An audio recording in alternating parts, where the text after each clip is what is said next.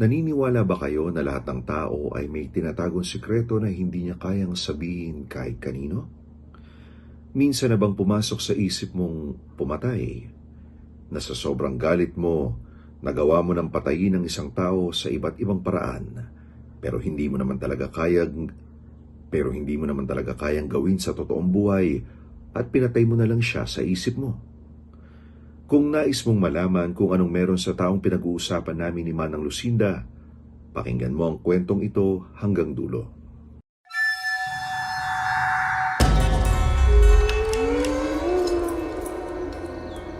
Nagising na naman ako ng hating gabi nang wala si Pamela sa higaan niya, Miguel. Hindi ko alam kung saan siya nagpupunta. Pero tuwing gigising naman ako ng madaling araw para maghanda na ng almusal, nakabalik na siya. Hindi ko alam kung saan nagpupuntang dalagang yon. Sa tingin mo ba, tama ka ng pinagkatiwala ang papasukin dito sa bahay? Mukhang mas mainam na hindi ka na lang nagpapasok nang hindi mo lubos na kilala. Hindi ko po alam, Manang. Malayo naman ang address niya sa kung saan tayo nanggaling. Kaya wala naman akong iniisip na masama sa kanya. Baka naman nagkataon lang na bumababa siya para magbanyo sa tuwing nagigising ka. Sa ngayon wala pa naman akong napapansing kakaiba sa kanya bukod sa mga sinasabi ninyo. Natatakot kasi akong magtiwala tayo masyado sa ibang tao. Natatakot ako para sa kalagayan mo. Anak nang naging turing ko sa'yo. Kahit nakasambahay niyo lang naman ako ng pamilya ninyo, iyo. Ayoko lang na sa huli mapahamak ka. Huwag po kayong mag-alala. At susubukan ko naman siyang kilalaning mabuti para mas makasiguro tayo sa kanya. Sa ngayon, hindi pa natin siya pwedeng pag-isipan ng masama sa ganyan pa lang. Susubukan ko rin siyang bantayan nang hindi niya napapansing pinapanood ko ang bawat galaw niya. Hindi kasi talaga ako masyadong tiwala sa kanya. Lalo pat hindi rin siya masyadong nagsasalita. Yung mga galaw niya, masyadong kalkulado. Anong malay natin kung ipinadala pala siya ng mga kalaban mo para manmanan ka? Kung ganun nga po, hindi ko nahahayaan pang madapuan niya ako ng kamay niya. Umasaktan niya ako. Kung pinadala siya ng kalaban, hindi ako magdadalawang isip na gumamit ulit ng dahas laban sa kanila. Kung nagawa ko na noong una, makakaya ko ulit gawin ngayon. May parte sa aking nagsisisi ako sa ginawa ko. Pero kung buhay ko na ang nakataya, makikipagpatayin ako para sa katahimikan ko. Naniniwala ba kayo na lahat ng tao ay may tinatagong sikreto na hindi niya kayang sabihin kahit kanino?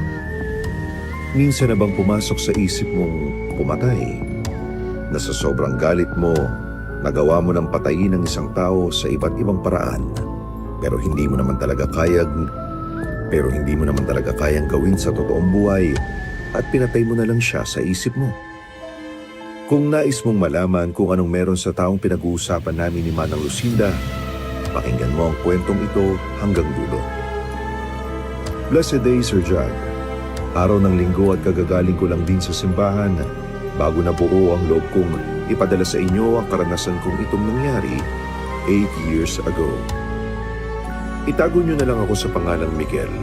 28 anyos ako noong mga panahong yun. Lumayo ako sa mga magulang ko pagkatapos ng isang malagim na trahedya. Hindi lang para magtago, kundi para iligtas na rin sila dahil ayaw ko silang idamay sa gulong dala ko. Kasama ang mayordoma ng bahay na si Manang Lucinda na piniling sumama sa akin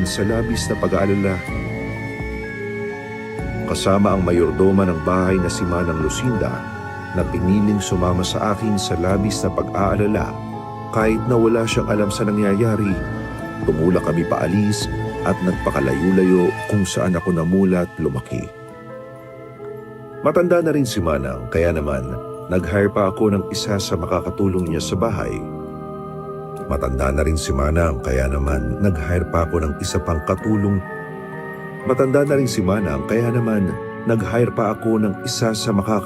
sa bahay. Si Pamela.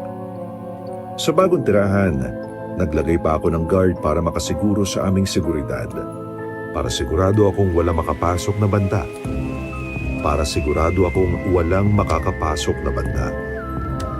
May malaking kasalanan akong nagawa o hindi ko alam kung dapat nga bang tawaging kasalanan yun, kaya ako nagtatago. Kung ano nga ba yun, sumama ka sa akin hanggang dulo nang malaman mo ang sikretong matagal ko ng panahong itinago sa ibang malapit sa akin. Pero ngayon, handa na akong isiwalat kahit sa inyong mga nakikinig. Sisimulan ko ito sa isang tahimik na hapon sa hardin, kung nasaan ang kasambahay kong si Pamela na nagtatanim ng mga halaman at bulaklak noong mga oras na iyon. Pamela, pwede ba kitang makausap saglit? Sir, kayo po pala. Ano pong kailangan nyo? Gusto lang sana kitang kausapin. Tungkol po saan? Nasabi kasi sa akin ni Manang na nagigising siya minsan ng gabi nang wala ka sa higaan mo. Saan ka pumupunta? Yun po ba? Madalas po kasi ako magising ng alanganing oras kasi nakakaramdam ako ng matinding uhaw sa kalagitnaan ng gabi. Kaya bumabangon ako at bumababa. Baka nagkakataon lang po na nasasaktuhan ako lagi ni Manang Lucinda na wala. Sigurado ka? Hindi ka talaga umaalis ng gabi? Hindi po talaga, sir. Wala naman po akong ibang pupuntahan dahil hindi ko rin kabisado ang lugar na to. Lalong wala akong kakilala rito. Natanong ko lang naman dahil nabanggit sa akin ni Manang kaninang umaga. Nababahala lang din siya kaya dinirekta na rin kita. Huwag mo sanang masamayin ang pagtatanong ko ha. Hindi ko rin naman siguro kinakalimutan ang sinabi ko sa'yo nung una, di ba? Ayaw kong may makaalam na kahit sino kung kanino ka nagtatrabaho.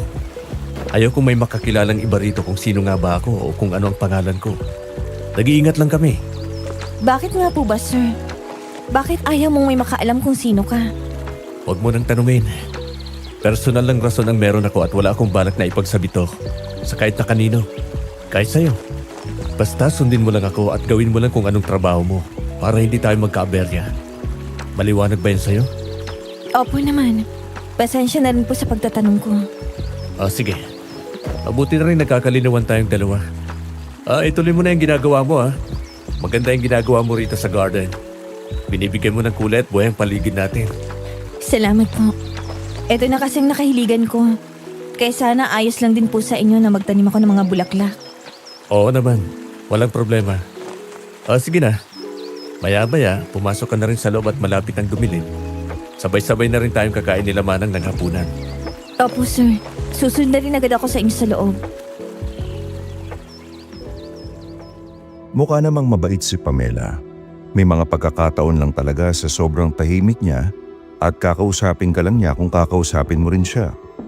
Wala naman akong problema roon.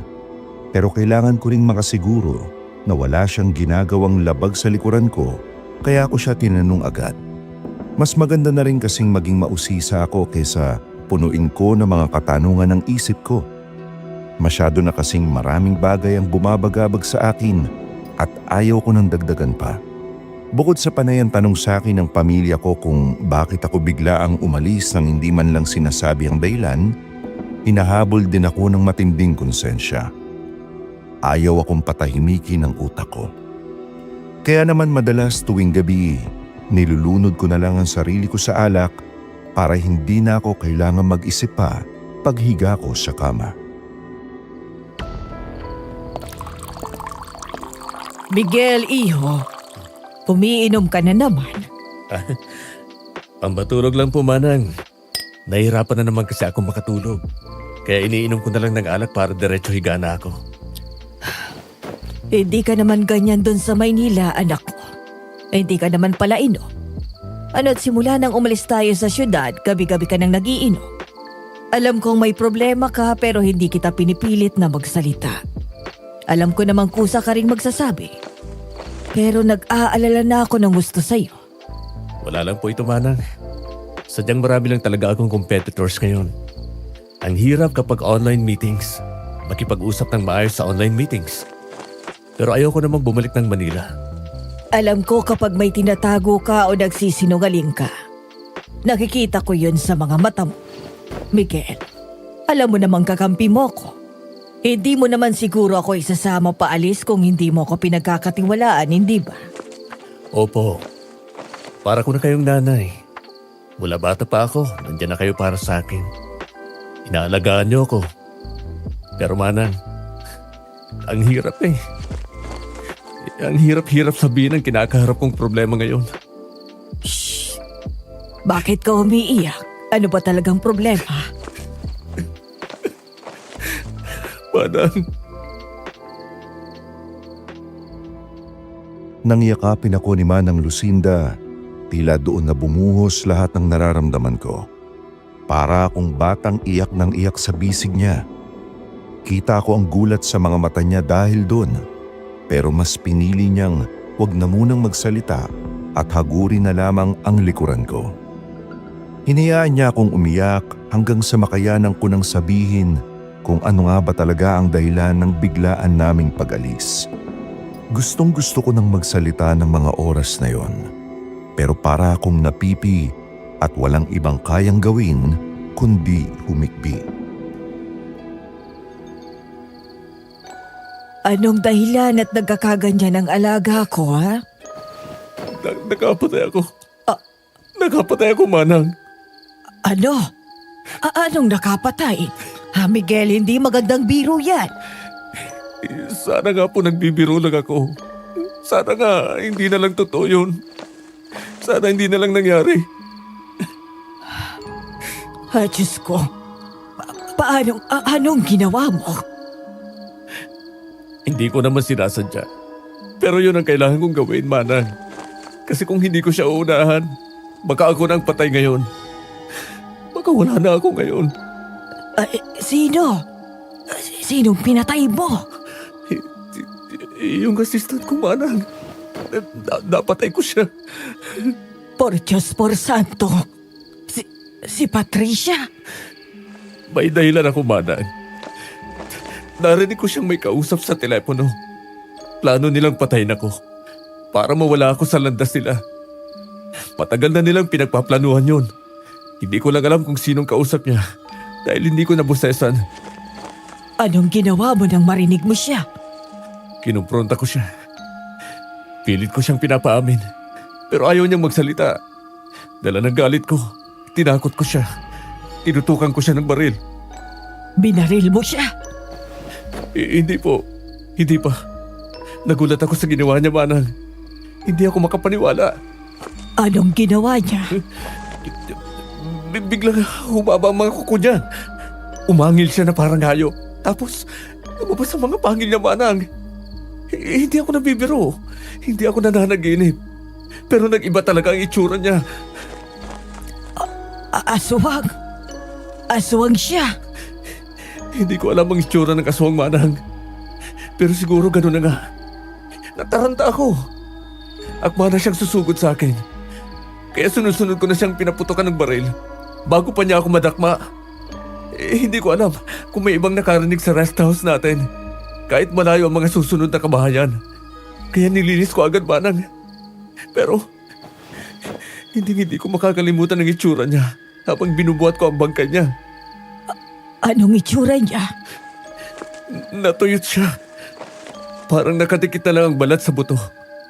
Mulat pa rin ang mga mata niya. Pero paluwa na. At palaki ng palaki na parang nakatitig ng diretso sa akin. Pabungo na rin ang ulo niya, Manang. Habang mas lalong lumalabas ang matatalas siyang ipin. Saan mo siya dinala? Saan mo siya itinapon? Sa ilog po. Sinigurado kong walang nakakita sa akin. Ayaw ko pong makulong, Manang. Sigurado kong hinahanap na siya ng kausap niya sa telepono nung mga oras na yon. 2 buwan na ang lumilipas mula nang mangyari yon. Alam ko nagtataka na yon na wala siyang naririnig mula kay Patricia. Shh!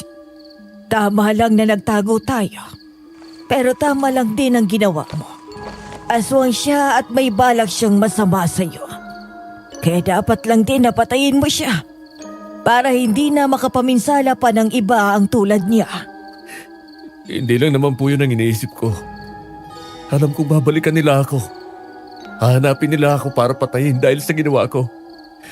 Kaya ginusto kong lumayo. Ayoko pang mamatay, Manang. Ayoko ring makulong. Walang makakasunod sa atin dito kung walang nakakita sa ginawa mo. Mahihirapan na silang hanapin ka sa layo natin sa syudad ngayon. Kung aswang si Patricia, Manang, ang ikinakatakot ko, baka hindi lang basta tao ang kinalaban ko, kundi katulad niya ring aswang. Tumahan ka na. Ligtas tayong magtatago rito. Sana lang hindi tayo masundan. O hindi kaya'y magpadala ulit ng magmamanman sa'yo. Huwag kang makonsensya sa ginawa mo. Hindi mo kasalanan yon. Silang nagtulak sa'yo para gawin ang bagay na yon. Naiintindihan mo ba ako? Opo, Manang. Ayusin mo ng sarili mo. Hindi ganyan ang Miguel na nakilala at pinalaki ko. Ang tagal ko ring itinago ang ginawa ko, Sir Jag. Pero dahil alam ko namang hindi ako ilalaglag ni Manang, siya ang unang taong pinagsabihan ko ng tungkol doon. Nabawasan ang bigat sa loob ko dahil pakiramdam ko may karamay na rin ako. May isang taong hindi ko kailangang pagtaguan kung ano nga ba talagang nararamdaman at hinaharap ko. Sa paglipas ng araw, sinikap kong ibalik sa normal ang lahat habang nagtatago pa rin. Sa mga panahong yon, iniisip kong parang ayos na ako sa ganon kahit hindi na ako bumalik pa sa Maynila. Idinahilan ko na lang sa pamilya ko na gusto ko nang bumukod dahil nasa wastong edad na rin naman ako at dadalaw na lang ako sa kanila kapag may pagkakataon. Akala ko magiging maayos na ang lahat sa ganoong klase ng setup hanggang sa nagkaroon ako bigla ng kakaibang hinala sa kasambahay kong si Pamela. Pamela, ano yung dala mo? Saan ka galing at may dala kang bag? Sir Miguel, hindi lang po ako nakapagpaalam sa inyo. Galing lang ho ako sa palengke. Palengke? Bakit hindi ba yung ang dala mo kung ganon? Tsaka bakit dito ka dumadaan sa likod? Ano po kasi, nakalak po yung gate. Kanina pa ako tumatawag sa labas. Hindi yata ako naririnig ni Manang. Wala ba si Kuya Bernard doon? Yung guard natin. Hindi ko rin po alam. Baka pumasok din dito sa loob saglit. Ano yung mga dala mo? May nakalabas yan sa bag mo. Parang may matulis Ano yan? May kumakalansing ding parang mga bote? Ilabas mo nga ang mga yan ang makita ko. Sir. Utos to, Pamela. Sundin mo ako. Sige po, sandali lang. Wala nang nagawa pa si Pamela kundi ibaba ang bag niya. Marahil dahil sa otoridad sa boses ko, ay napilitan na siyang sundin ako. Dahan-dahan niyang binuksan yun, may pag-aalinlangan pa rin, hanggang sa nagulat ako sa nakita kong laman ng mga yon. May mga garapon ng langis na iba't iba ang kulay. Ang mga sandatang hindi ko alam kung ano ang tawag at kung para saan. Basta ang natatandaan ko lang, parang tuyot na buntot ng kung anong hayop at may mga tulis din sa palibot nito. Tiningnan ko si Pamela nang may pagtataka sa muka. Pero umiiwas siya ng tingin sa akin. Ano yung mga yan? Tsaka para saan yan? Mga langis po, Sir Miguel. Para sa sakit ng katawan. Langis na iba-ibang kulay? Kailan ako nakakita niyan? Opo. Depende po kung saan ang masakit sa katawan ko. Ito na po kasing nakasanayan ko mula sa probinsya namin gamitin. Turo po sa akin ng tatay ko. Hindi kasi ako sanay sa amoy ng langis na meron kayo rito at hindi rin tumatalab sa akin. Pasensya na po kung hindi ako nakapagpaalam. Nakipagkita po kasi ako saglit kay tatay sa bayan para humingi nito sa kanya. Yung sandatang yan. Para saan naman ang isang yan? Pantaboy po sa masasamang elemento na meron dito sa bahay na to. Iba ho kasing pakiramdam ko rito. Parang may nagmamasid sa akin. Kaya naman ilalagay ko to sa kwarto ko para panaboy. Nagmamasid? Anong ibig mong sabihin? Tsaka effective ba ang mga yan sa sinasabi mo? Ayoko naman pong isipin yung weird ako. Pero hindi ko alam kung bakit mabigat ang pakiramdam ko rito sa bahay niyo. May mga gabi ring nagigising ako kaya ako bumababa. May naririnig kasi ako naglalakad dito sa likod ng bahay. May naririnig kang naglalakad? Hindi ka ba gumagawa ng kwento ng Pamela? Hindi po. At lalong hindi ko rin po kayo tinatakot. Sinasabi ko lang kung anong nararamdaman at naririnig ko rito. Epektibo ba yan? Ano pong tawag mo sa isang yan? Yan lang ba ang meron ka? Hindi ko rin ho alam ang tawag dito. Pero kung gusto nyo, sa inyo na lang po ang isang to. Hindi na. Tinanong ko lang. Hindi ko rin gusto ang itsura ng isang yan eh. Sige na. pumasok ka na sa loob at tumulong ka na kay Manang sa paghahanda ng hapunan. Opo, thank you po, Sir Miguel. Pinagmasdan ko ang papalayong bulto ni Pamela habang bitbit ang mga gamit niya. Hindi ko may paliwanag pero may kung anong kaba ang humahaplos sa dibdib ko sa tuwing makikita ko ang mga langis na iyon. Parang may kakaiba sa dalaga. Pakiramdam kong parang may alam siya na hindi ko alam. O baka sadyang praning lang ako dala ng nangyari kay Patricia. Sinubukan kong iwaksi ang lahat ng iyon at pilit na itinulog ang bumabagabag sa aking isipan. Nakapagtataka dahil hindi ko na kinailangan pang uminom ng alak para dalawin ang antok. Pero ang katahimikan ng gabing yun ay mabilis na nabura ng isang nakakapangilabot na ingay na galing sa labas ng bahay.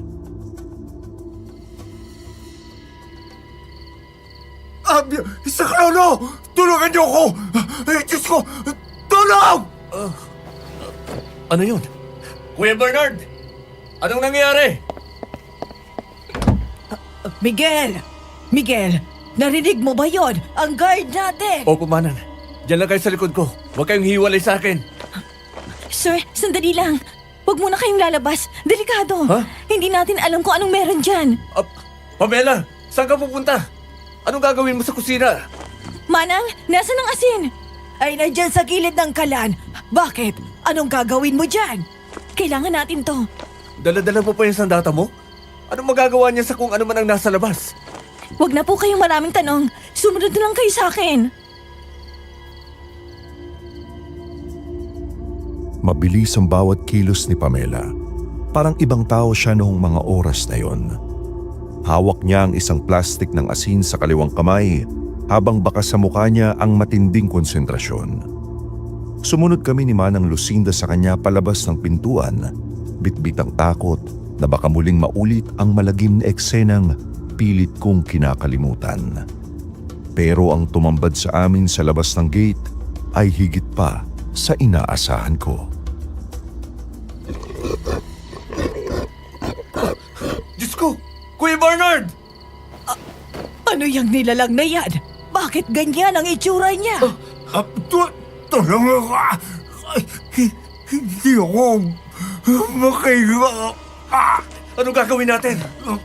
Bitawan mo siya! Ayop ka! Sir, huwag kayong lalapit. Mapapahamak kayo. Pero pinapatay na niya si Kuya Bernard. Kailangan natin siyang tulungan.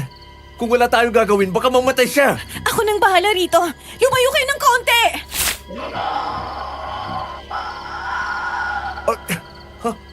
Ano yun? Parang napasok ang balat niya sa asin. Ang mga mata niya, nagbabaga sa pula. Abigail, aswang nga ang nilalang na yan. Bitawan mo siya! Kung hindi, mamamatay ka! Pamela, ano bang ginagawa mo? Huwag kang sumugod! Kayo na rin naman ang nagsabi, di ba? Kung wala tayong gagawin, mamamatay si Kuya Bernard. Kaya hayaan niyo akong kumilos. May baril ako. Hindi sapat ang baril na sinasabi mo sa nilalang na to. Akmang lulukso ang maitim na nilalang patungo sa direksyon ni Pamela. Pero bago pa ito makalapit, ay muli siyang naghagis ng asin. Nagwala ang halimaw. Umangil na parang hayop na nasasaktan. Handa na sana si Pamela na ihampas sa kanya ang hawak niyang sandata nang mabilis na lumundag paakyat sa puno ng mangga ang halimaw hanggang sa tuluyan itong nilamon ng dilim ng gabi. Nanginginig ang buong katawan ko habang pinagmamasdan ang bilis ng pangyayari. Nilapitan agad namin si Kuya Bernard na nakahandusay sa lupa at pilit na kumukuha ng hangin. Kuya Bernard, ayos ka lang ba? Huminga ka ng malalim. Sir, salamat po. Akala ko mamamatay na ako doon. May sugat ka ba? Halika, pumasok tayo sa loob para magamot ka. Wala siyang sugat na galing sa kuko ng aswang. Puro pasalang sa leeg. Mabuti na lang at naunahan natin siya. Kuya Bernard, ano bang nangyari? Ba't kanya sinakal ng ganon? Nakaupo lang ako rito sa labas, sir. Medyo nainip lang ako. Dahil sa antok.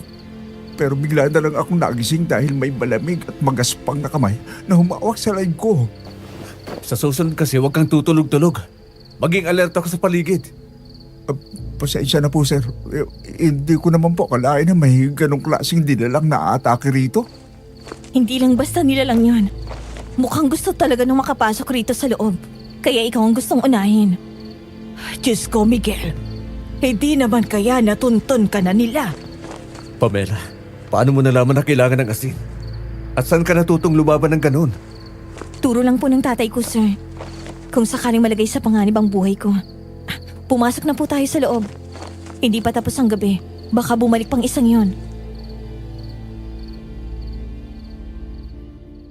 Habang inaalalayan namin si Kuya Bernard papasok ng bahay, hindi ko maiwasang mapatingin kay Pamela. Hawak pa rin niya ang sandata at ang mga mata niya patuloy na nagmamasid sa paligid. Ang takot na nararamdaman ko napalitan ng isang malaking katanungan. Sino ba talaga ang kasambahay na nakuha ko? At hanggang kailan kami magtatago kung ang mga kalaban ko ay hindi na basta-basta tao, kundi mga nilalang na nanggaling sa impyerno? Simula nang mangyari yun, tila nagbago ang ihip ng hangin sa loob ng mansyon. Hindi ko na kailangan magtanong pa kung bakit laging alerto ang lahat. Pero ang mas nakakakuha ng atensyon ko ay ang mga ikinikilos ni Pamela. Tuwing sasapit ang hapon bago pa man mag-agaw ang dilim at liwanag, makikita ko na siyang palakad-lakad sa labas. Bitbit ang isang maliit na lalagyan, matyaga siyang nag-iikot sa bawat sulok ng bakod. Pamela? Ano na naman ginagawa mo dyan? Pangatlong araw mo na yan ah. Naglalagay lang po ako ng proteksyon, sir. Mahirap na. Baka maulit yung nangyari nung isang gabi. Asin ba talaga yung sinasabi mo sa paligid ng pader? Mukhang nakakarami ka na yata ng naubos simula nung Lunes. Opo, sir. Asin at hinaluan ko ng konting dinikdik na halamang gamot. Pati na rin bawang. Hindi lang naman po tayo nakatira dito sa mundo. Kailangang malinaw ang hangganan kung hanggang saan lang sila pwedeng lumapit. Hindi ba masyado naman ng sobra yan? May guard tayo. Nagdagdag na rin ako ng mga CCTV cameras sa bawat kanto ng property natin. Sir Miguel, yung nakita nyo, hindi yan nakikita sa lens ng camera. Kung ayaw nilang magpakita at ang bala ng baril, tatalab lang kung alam mo kung saan mo ipapatama. Pero ang asin, ayaw nila nito dahil mabisang panaboy ito. Parang expert na expert ka na sa ganito ah. Sigurado ka bang kasambay ka lang talaga? Kasambahin niyo po ako, sir. Trabaho ko rin namang siguraduhin na malinis at ligtas ang bahay na pinagsisilbihan ko. Mauna na po ako sa likod. Kailangan ko pang tapusin yung sa may gate. Pinanood ko siyang lumayo. May kung anong bigat sa bawat hakbang niya. At hindi lang tuwing hapon siya kakaiba. Ilang gabi ko na ring napapansin na tuwing magigising ako sa madaling araw para uminom ng tubig o gumamit ng banyo, lagi siyang nakatayo sa may bintana ng kusina o kaya ay nakaupo sa sala habang patay ang lahat ng ilaw. Ay, kabayo! Sir, Pamela! Ba't gising ka pa? Alas 3 na ng madaling araw ah. pasensya na po, sir. Nagising lang po ako para uminom ng tubig. Hindi rin po ako agad makatulog. Kagabi, gising ka rin nung dumaan ako. At ang isang gabi, nakita kitang nakasilip sa bintana sa kusina. Hindi naman po sa ganon. Masyado lang sigurong tahimik ang gabi. Kaya masarap magmuni-muni. Sige po, babalik na ako sa silid ko. Sandali, Pamela. Kung may alam ka, o kung may nararamdaman kang hindi maganda, sabihin mo sa akin. Hindi yung para kang multong naglalakad dito sa gabi. Wala po kayong dapat ikabahala, sir. Matulog na po ulit kayo. Ligtas. Yun ang salitang binitawan niya pero bakit tila mas lalo akong hindi mapakali? Pag-alis niya ay naiwan ako mag-isa sa dilim ng kusina. Kinabukasan, hindi ko na natiis. Habang nagluluto si Manang Lucinda ng tanghalian at abala si Pamela sa paglalabas sa likod, nilapitan ko ang matanda. Manan, napansin niyo rin po ba si Pamela? Yung mga ikinikilos na nitong mga nakaraang araw? Akala ko ako lang ang nakakapansin, Miguel. Kaninang madaling araw, nakita ko siyang may hawak na langis habang binubulungan ng bawat pintuan. Ano? Bumubulong ho siya sa mga pinto? Ano namang sasabihin niya sa pinto, Manang? Di ko alam iyo. Pero parang nagdarasal siya sa wikang hindi ko maintindihan. Tapos yung asin niya sa labas. Tuwing gigising ako ng maaga, wala na. Di ba't lagi siyang nagsasaboy? Imposible namang tangayin ang hangin. O kung ganun man ngay, dapat may maiwan pa rin kahit papano, hindi ba? Natatakot ako, Manang. Hindi dahil sa mga aswang. Kundi dahil hindi ko na alam kung sino ba talaga ang pinatira ko sa ilalim ng bubong ko. Baka mamaya, mas peligroso pa pala siya kaysa sa mga nasa labas. Huwag kang mag-isip ng ganyan. Kung wala siya nung nakaraang gabi, baka wala na rin si Bernard ngayon. Ramdam ko ang katapatan ng batang yan. Pero aaminin ko pa rin namang may kakaiba akong nararamdaman sa kanya. Para siyang may tinatago eh. Yun na nga ang problema ko, Manang. Ayaw kung may tinatago siya na pwede rin pala nating ikapahamak. Kailangan ko siyang makausap ng masinsinan, Manang. Hindi pwedeng ganito tayo gabi-gabi. Mag-ingat ka lang sa pagtatanong, Miguel.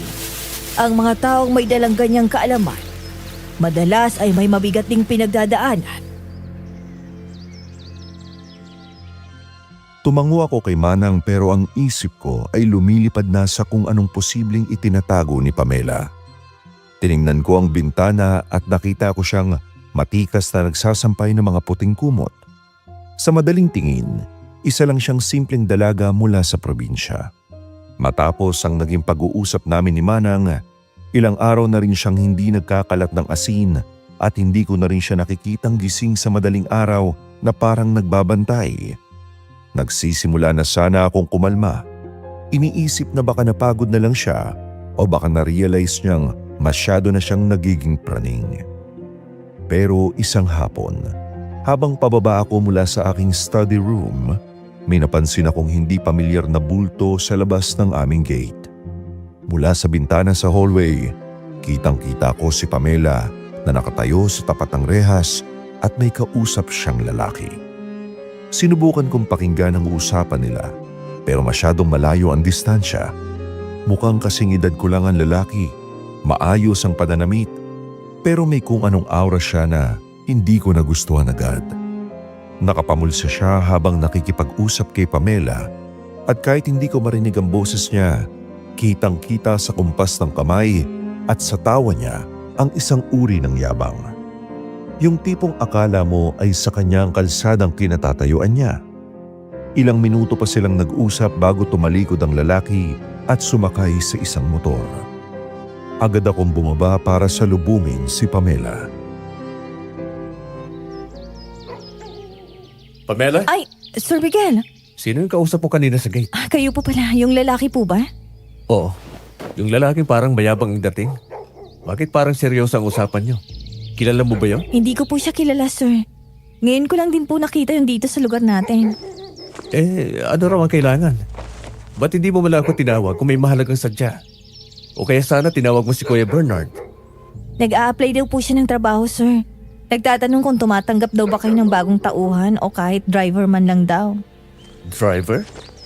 Wala naman akong nilalabas na anunsyo na kailangan ko ng driver. Hindi ko rin naman kailangan nun dahil hindi naman ako umaalis. At kaya rin naman ni Kuya Bernard magmaneho. Anong sinabi mo? Sinabi ko po na hindi kayo naghahanap ng kahit anong tauhan ngayon. Sabi ko rin na kompleto ng staff dito sa mansyon. Kaya baka hindi na rin kayo maghanap. Tama yan. Mabuti na rin at hindi mo pinapasok. Mahirap na ang panahon ngayon. Hindi natin alam kung sino ang mapagkakatiwalaan sa hindi. Opo, sir. Yun din pong iniisip ko. Sa itsura pa lang niya. Parang hindi naman talaga trabahong hanap. Mukhang may pagkalokoloko ang dating eh. Mamaya magnanakaw pala. Nakita ko nga. Parang tinitignan niya pati yung taas ng bakod natin.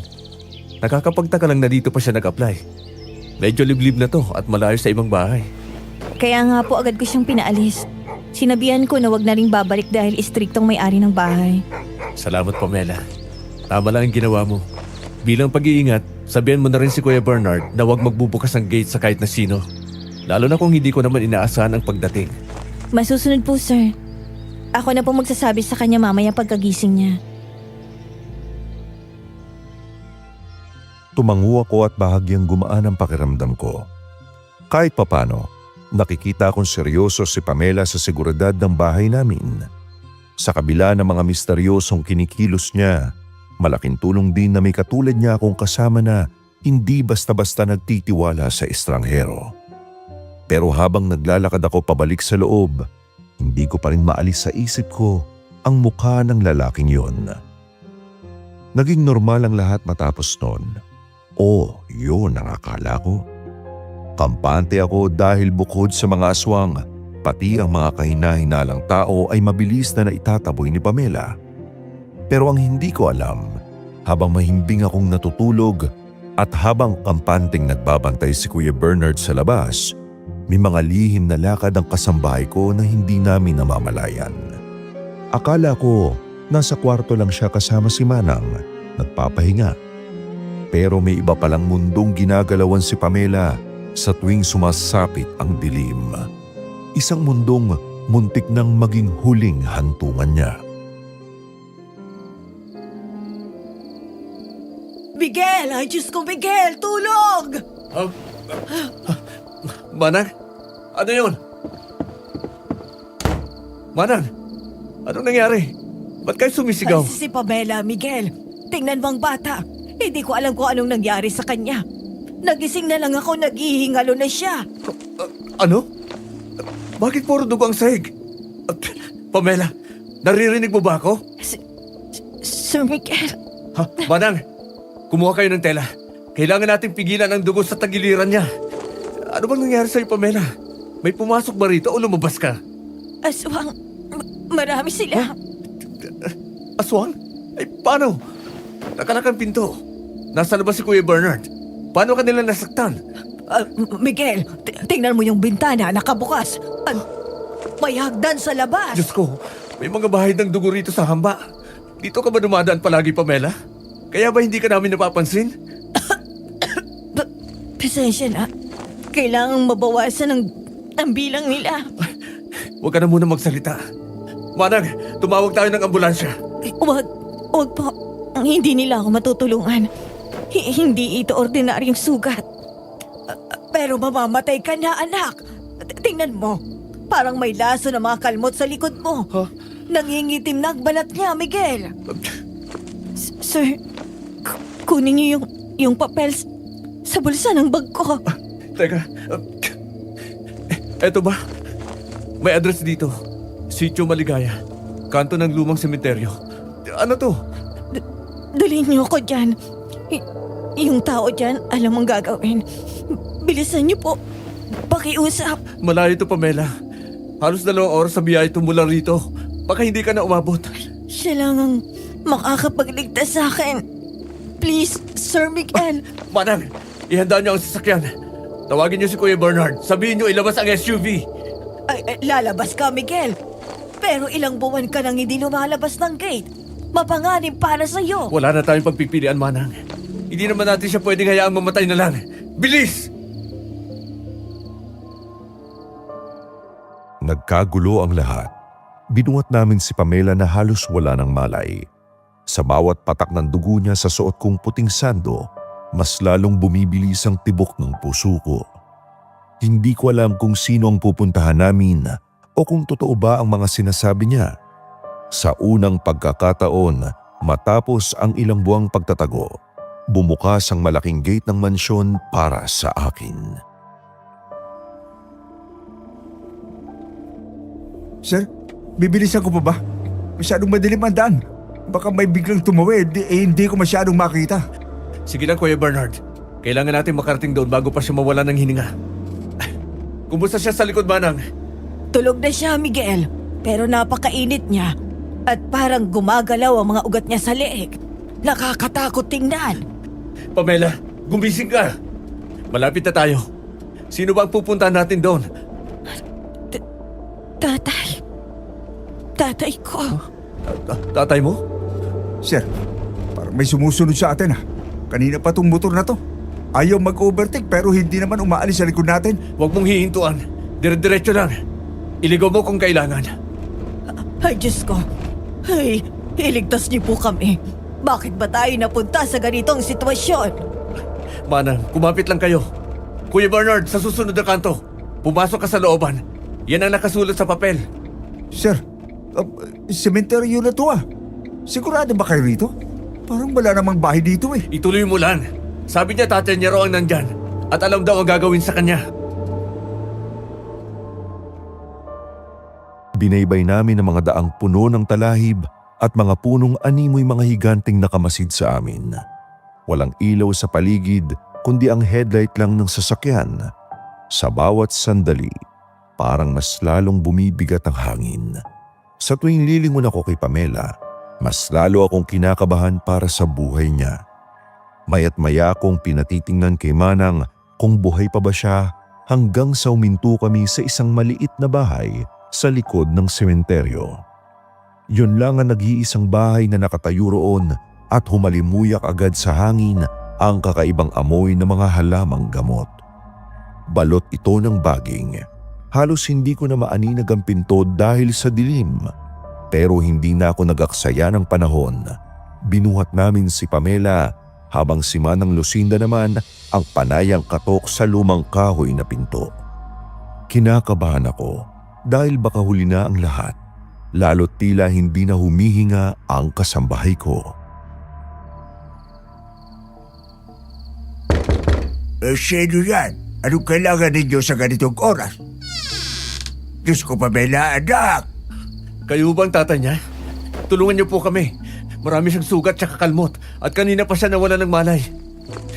Ako po ang amo niya. Nagulat na lang ako nang makita siya sa ganyang kalagayan. Mukhang galing siya sa labas nang hindi namin nalalaman. Parang nangigitim na ang mga kalmot niya sa likod. Kailangan po niyang magamot kaagad. Pasok niyo siya rito, bilis. Ilipag niyo siya sa papag na to. Maraming salamat sa Diyos at natunto ninyo ang lugar ko kahit tago rito sa sementeryo. Ako nga pala si Kulas, tatay niya, isang albularyo. Buti na rin at hindi ko inaligaw. Itinuro po niya ang address bago siya tuluyang mawala ng malay. Sino po bang gumawa nito sa kanya? Hindi tao ang gumawa nito, iho. Kung sino, hindi rin ako sigurado. Alam ko ang klase ng kagat at kalmot na natamo niya. Hindi kagagawa ng tao man o hayop. Buti na lang at nadala niyo siya rito nang humihinga pa. Dahil kung nagtagal pa kayo, dalawa lang ang pwedeng kahinat na ng anak ko. Una, mamamatay siya dahil sa lason na kumakalat sa dugo niya. O ang pangalawa, na mas malala pa sa kamatayan, ang mayanggaw siya o maging isa na rin sa mga halimaw na nanakit sa kanya. Yan ang sumpa ng mga aswang. Ang gawing kang kauri nila kapag hindi agad naagapan ang sugat. Ay, Diyos ko po, Pamela. Ano bang ginawa mo para maaswang ka? May dahilan kung bakit nangyari sa kanya yan. Sa gayon, kailangan ko muna siyang gamutin bago pa tuluyang mahuli ang lahat para sa anak ko. Napalunok ako sa sinabi ng matanda. Yanggaw. Unang beses ko lang narinig ang salitang yun, pero sapat na ang itsura ni Pamela para kilabutan ako. Mabilis na kumilos si Mang Kulas. Kumuha siya ng isang banga at mga daong hindi ako pamilyar. Inilabas din niya mga langis na katulad ng nakita ko sa bag ni Pamela noong nakaraan.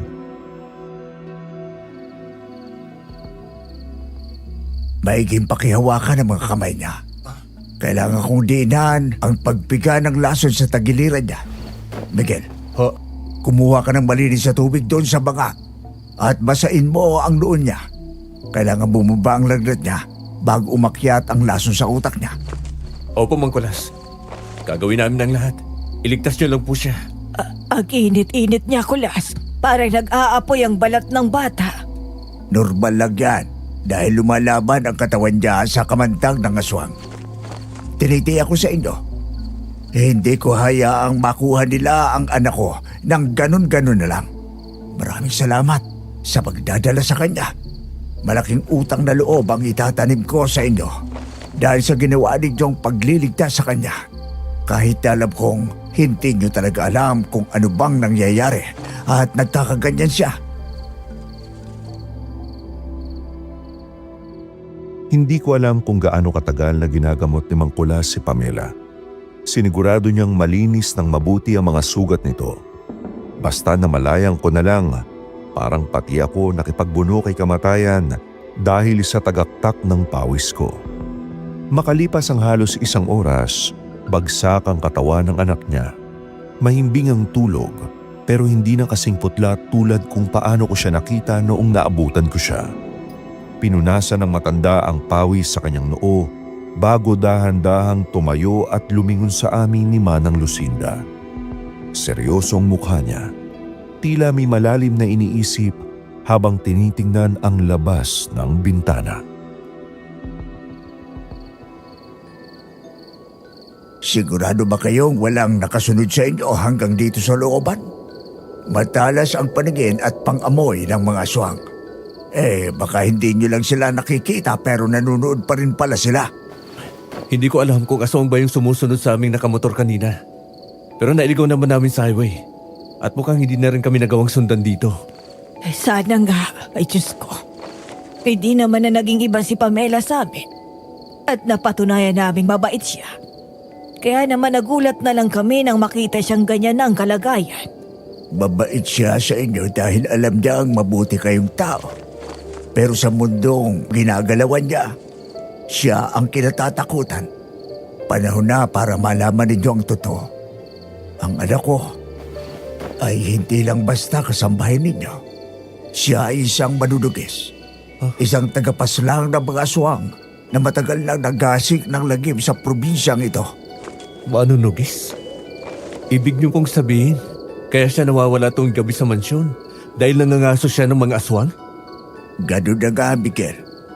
May tinutugis siyang isang partikular na grupo na pinaniniwalaan naming pumatay sa kanyang ina noong 12 anyos pa lamang siya.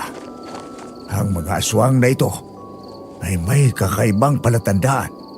Isang tatak, sunog ang kanilang balat sa kanilang mga braso at tila hugis ng sungay ang imprinta. Sinumpa niya sa harap ng buntod ng nanay niya na hindi siya titigil hanggat hindi nauubos ang huling aswang na may ganong marka. Yon ang dahilan kung bakit parang masyadong misteryoso itong anak ko kung kumilos. May ginagawa siya para mapuksa ang masasamang dilalang ng dilim. Biglang pumasok sa isip ko ang lahat ng mga gabi na hinahanap ko si Pamela sa mansyon. Kaya pala ganoon na lang kabilis ang kanyang mga kilos at parang sanay na sanay siyang humawak ng kung anong armas. Hindi lang siya basta palaban. Sinanay niya ang sarili niya para sa layunin niya para sa kanyang ina. Napatingin ako kay Pamela na payapa pa rin natutulog. Malayo sa imahe ng isang mabagsik na manunugis na inilalarawan ng kanyang ama. Kaya pala kahit mag-isa lang siya sa dilim, parang wala siyang takot. At nung gabi may aswang na umatake rito kay Bernard, hindi siya natakot na sumugod. Pero delikado ang ginagawa niya, Kulas. Ngayon, naiintindihan ko na kung bakit may pagkakataong madumi ang damit niya pagbalik niya. Pero bakit hindi niya sinabi sa amin? Dahil mas ligtas kayo kung wala kayong alam. Dahil kapag nalaman ng mga aswang na may koneksyon kayo sa isang manunugis, kayo ang gagawin nilang pahit. Ang mga sugat na yan sa likod niya, patunay na malapit na silang masukol. Pero mas nagiging agresibo na rin ang mga kalaban. Kaya pakiusap, habang naandito siya at nagpapagaling, huwag na huwag muna kayong lalabas ng bahay, lalo na kung walang dalang proteksyon. Naiintindihan po namin. Alam namin kayo ang mas nakakaalam kung anong tamang gawin laban sa mga tulad nila. Mabuti kung ganon.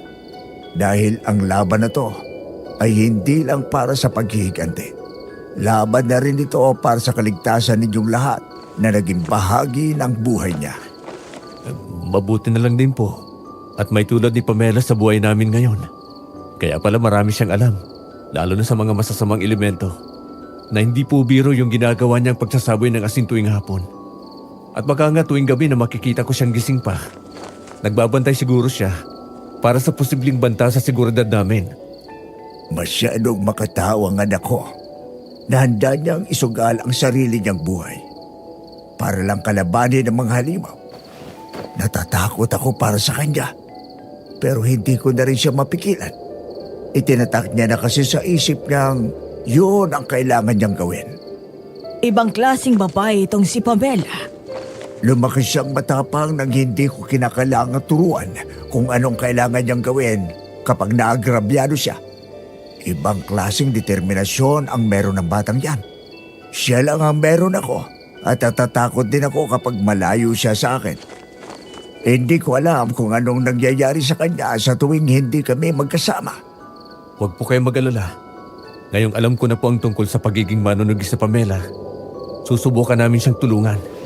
Ano kaya kung isama na rin natin itong si Kulas sa mansyon, anak? Nang sa gayon, ay hindi na rin nila kailangang magamba para sa isa't isa. At matutulungan din tayo nitong si Kulas. Tama po si Manang. Kung gusto niyo ho, doon na lang din kayo mangkulas. Nasanay na akong tahimik na nagtatago rito at tinihintay na lang na makauwi si Pamela rito sa akin. Pero gusto ko rin namang mabantayan siya. Di ba nakakahiya yun sa inyo kung sakali bang sasama ako sa anak ko? Hindi po mangkulas. Mukhang kailangan din po namin ng tulong ninyo dahil sa banta ng mga aswang na yan. Kung ganon, hayaan niyo akong lagyan ng proteksyon ang bahay ninyo laban sa kanila. Para na rin mahirapan sila makapasok sa loob ng basta-basta. Maigi nga po. Kinabukasan, hindi na kami nagaksaya ng panahon. Maaga pa lang ay inayos na namin ang sasakyan para dalhin ang lahat ng gamit ni Mang Kulas.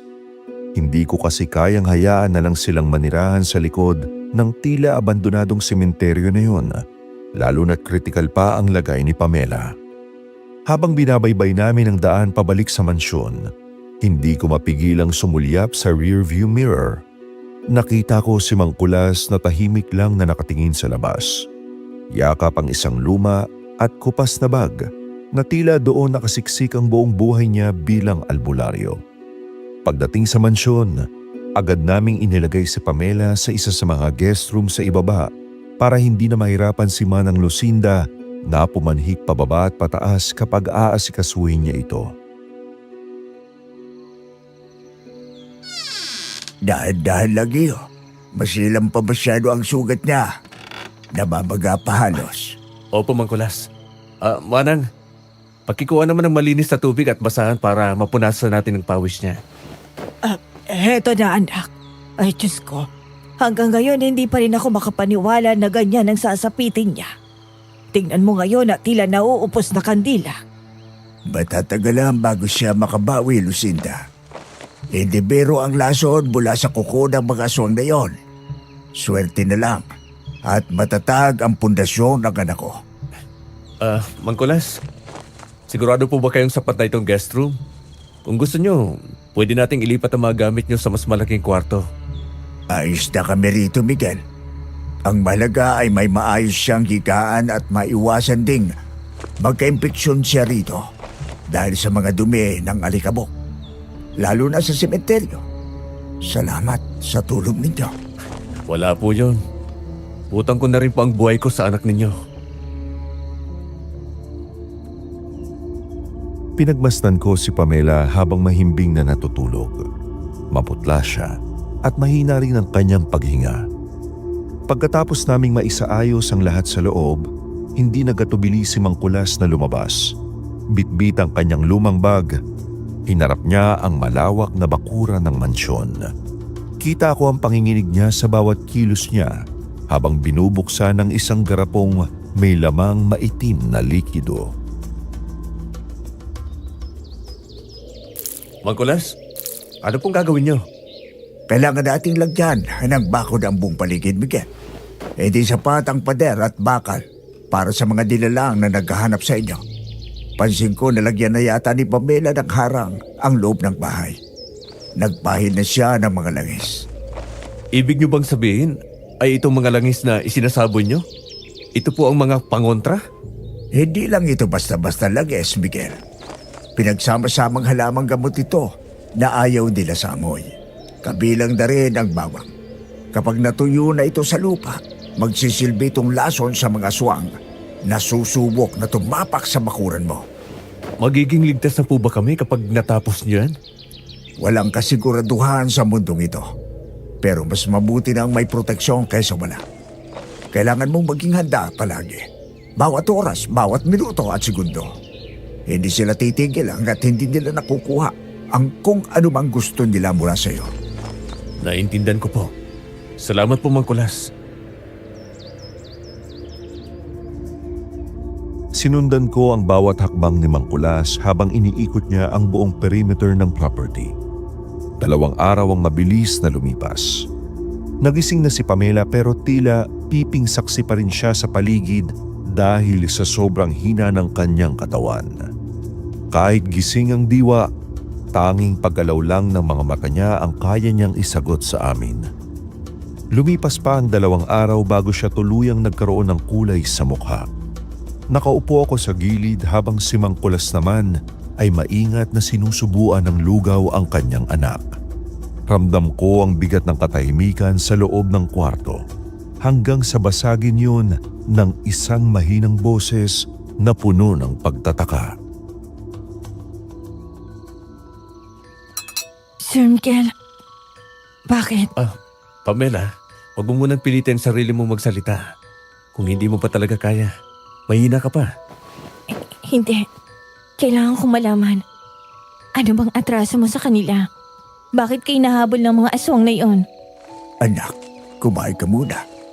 Saka na ang mga tanong na yan kapag nakakatayo ka na o nakakaupo man lang. Tay, narinig ko siya noon. Nung gabing kausap niya si Manang Lucinda sa balkonahe. Sir Miguel, narinig kitang umamin. Sinabi mong may napatay kang aswang. Narinig mo yun? Oo. Si Patricia, di ba? Yung personal assistant mo. Totoo ba yun? Oo, Pamela. Totoo ang lahat. Wala na rin naman sigurong rason para itago ko pa sa inyo eh. Hindi ko sinasadya. Pero nalaman kong hindi siya tao. Nung nalaman kong balak niya akong saktan, naunahan ko siya. Hindi ko alam na ganun kalaki ang magiging kapalit noon. Kaya ka ba nagtatago rito, Miguel? Akala mo ba ay hindi ka nila mahanap dito? Yun po ang akala ko. Akala ko kapag lumayo ako at nagkulong dito, titigil na sila. Takot na takot ako na mabalikan nila ako. Kaya kahit sino ay pinagdududahan ko. Nagkakamali ka, sir. Kahit gaano ka pa kalayo magtago, matagal ka na nilang natunton. Ang mga nangyayari nitong mga nakaraan, yan ang patunay na alam na nila kung nasan ka. Hindi yun basta nagkataon lang. Anong dapat kong gawin? Hindi ko na alam kung paano sila lalabanan. Isa lang nakikita kong solusyon. Hindi sapat ang magtago lang sa likod ng mga bakod na ginawa ni Itay. Kailangan nating ubusin ang lahi ng aswang na napatay mo. Hanggat may natitira sa kanila, hindi ka magkakaroon ng katahimikan. Ubusin sila? Pero tao lang ako, Pamela. Sa totoo lang, nung una kitang makita, akala ko kakampi ka nila. Nung nagmanman ako sa labas ng mansyon mo, dahil sa mga sinusundan kong aswang na laging ditong tungo at nagtatago, pumasok ako bilang kasambahay. Gusto kitang bantayan dahil akala ko isa ka rin sa kanila na nagpapanggap lang. Kaya ba ganun ang pakikitungo mo sa akin nung una? Na parang kalkulado ang lahat ng kilos mo sa harap ko? Oo, pero habang tumatagal, nakita kong inosente ka. Wala kang kinalaman sa kanila at biktima ka lang din. Dahil sa pagdududa ko sa'yo noon, pakiramdam ko, obligasyon ko na rin tulungan ka ngayon. Lalo na tinulungan mo rin ako. Akala ko mamamatay na ako. Ano nga bang nangyari sa iyo, anak? Paano mo sinapit yan? Lumabas kasi ako, Tay. Nararamdaman kong para may umaaligid sa paligid. Hinanap ko siya. Hanggang sa hindi ko na malayang lumalalim na pala ako sa kakahuyan. Sa likod ng bahay ni Sir Miguel. Habang sinusundan ko yung maliliit na yabag na naririnig ko. Hanggang sa bigla na lang may dumamba sa likod ko. At hindi na ako nakabuelo. Kung hindi ko lang dalang buntot pagi ko ng mga oras na yon, baka namatay na lang ako talaga sa kakahuyan nang hindi ninyo nalalaman kung saan ako napunta. Salamat sa Diyos. At nakauwi ka pa, Pamela.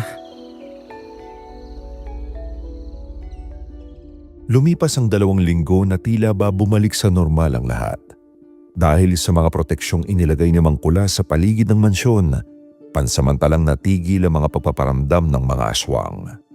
Nakabawi na rin ng lakas si Pamela. Nakakatayo na siya at nakakasama na sa hapagkainan kahit nabakas pa rin sa kanyang katawan ang mga pilat ng nakaraang laban. Akala ko sapat na ang mga harang na yon para tuluyan silang lumayo. Pero nagkamali ako. Ang kapayapaan sa loob ng mansyon ay isa lamang palang ilusyon. Isang katahimikan bago ang malakas na unos.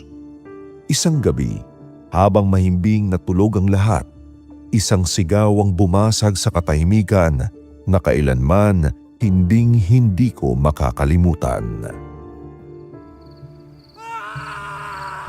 Ano yun? Kuya Bernard! Magkulas! Pamela! Si Kuya Bernard! Sir Miguel, huwag kang lalabas ng walang dala kahit asin man lang. Tay! Andiyan na ako.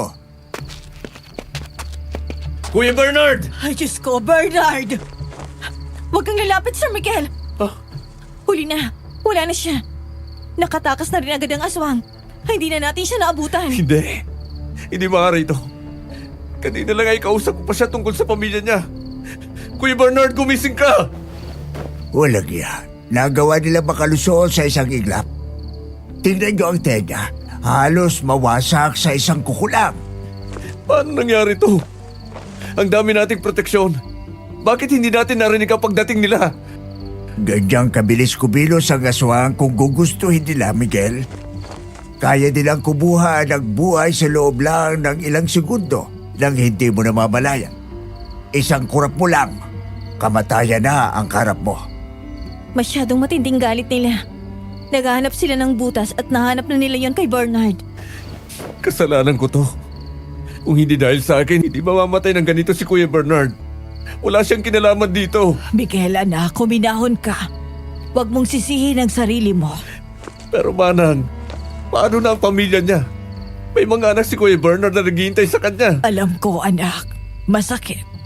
Pero kailangan nating magpakatatak. Kailangan nating ipaalam at padalhan natin ng tulong ang pamilya niya.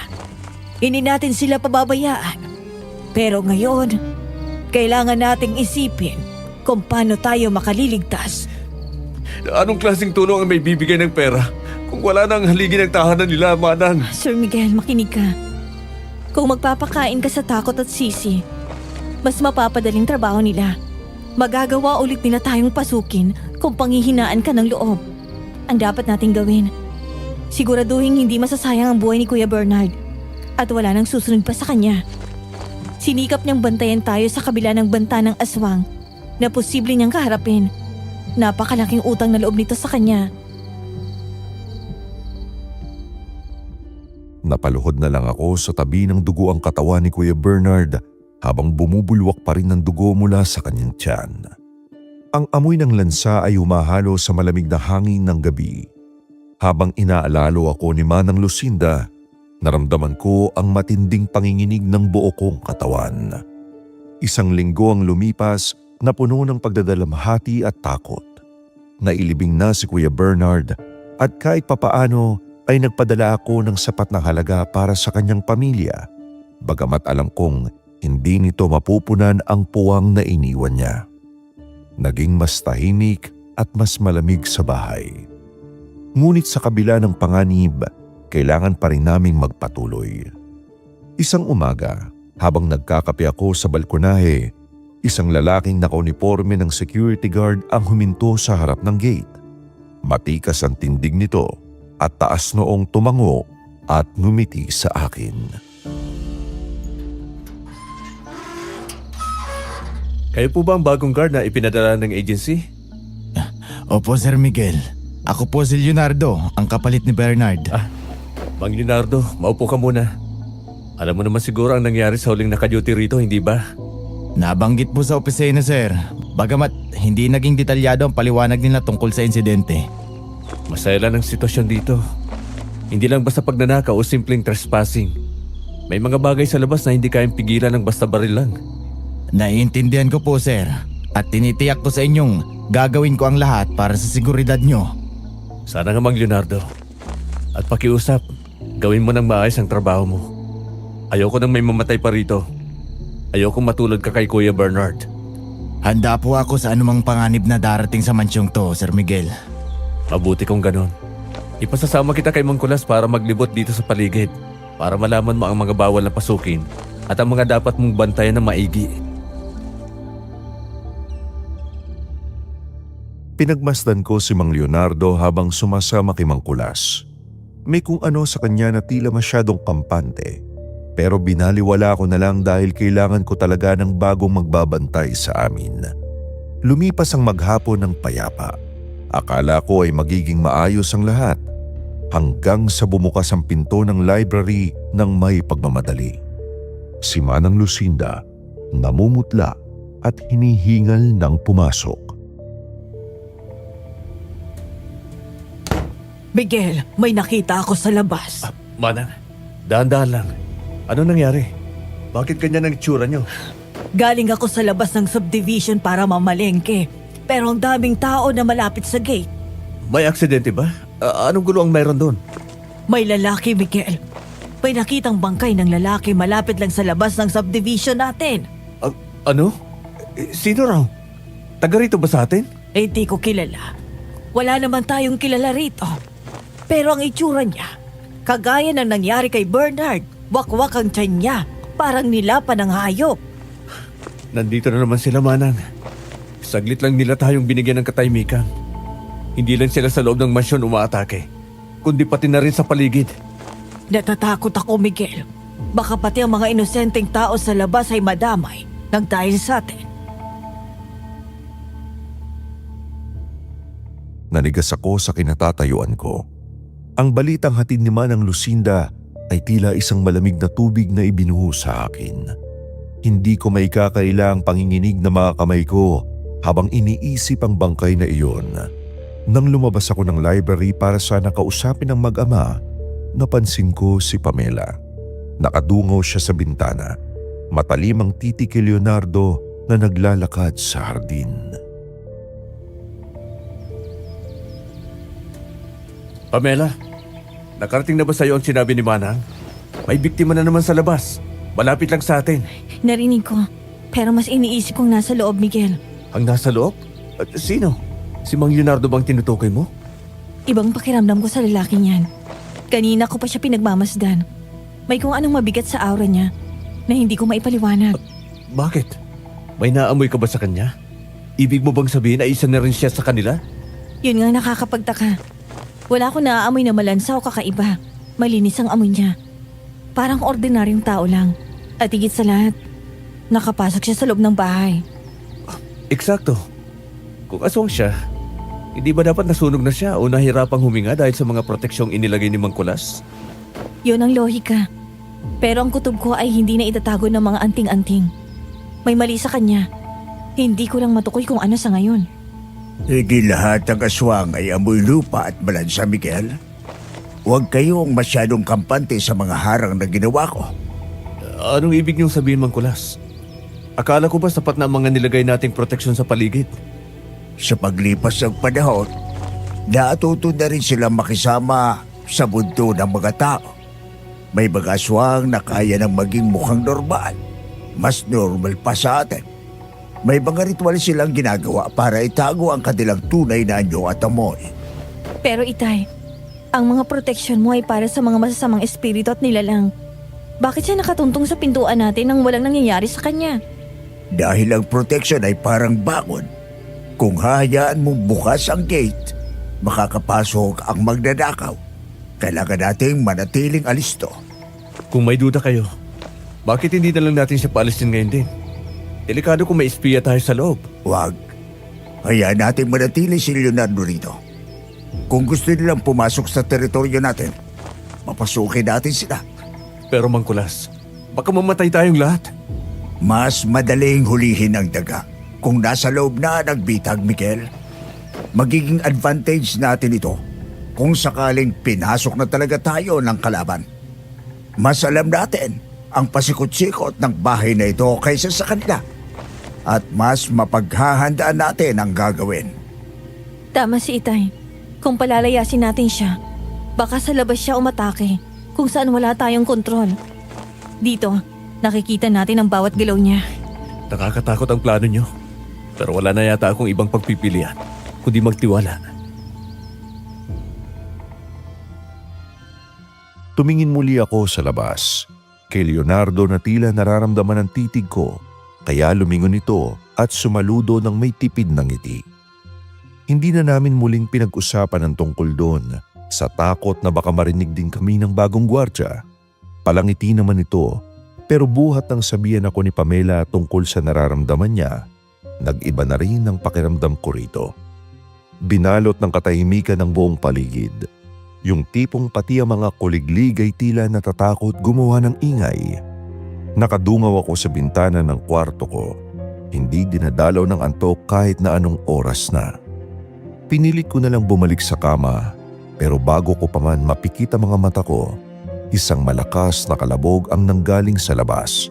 Partikular na sa likurang bahagi ng mansyon kung saan malapit ang tinutuluyan ng bagong gwardya na hindi ko na pinagbabantay sa gabi sa takot na baka maulit ang nangyari kay Kuya Bernard. Naniniwala naman ako sa lakas ng proteksyon na ginawa ni Mang Kulas na wala nang makakapasok sa loob. Nasundan ang malakas na kalabog, kaya napabalikwas ako ng bangon. Nakasalubong ko ang mag-ama sa labas, kaya agad kaming nagtungo kung saan nanggagaling ang ingay. Mula sa dilim, isang anino ang mabilis na humandusay sa lupa. Si Mang Leonardo yon. Mabilis na bumangon at hinarap ang isang nilalang na may mahahabang kuko at kumikinang na mga mata. Hindi man lang siya natakot na lumaban. Walang salitang lumabas sa bibig niya habang mahigpit niyang hinahawakan ng isang matulis na bakal na pamungkal ng lupa. Tumalo ng aswang, pero mabilis na umilag si Mang Leonardo at isinaksak ang hawak niyang bakal sa balikat ng halimaw. Sumigaw sa sakit ang nilalang, isang tunog na hindi nanggagaling sa lalamunan ng tao. Nagpagulong-gulong sila sa damuhan. Kitang-kita ko kung paano sakali ni Mang Leonardo ang aswang habang pilit siyang inaabot ng mga kuko nito sa braso. Duguan na ang kanyang damit, pero walang bakas ng kahit anong takot sa mukha niya. Sa isang huling buwelo, buong puwersa niyang itinulak ang aswang paatras sa bakod na may mga tusok-tusok.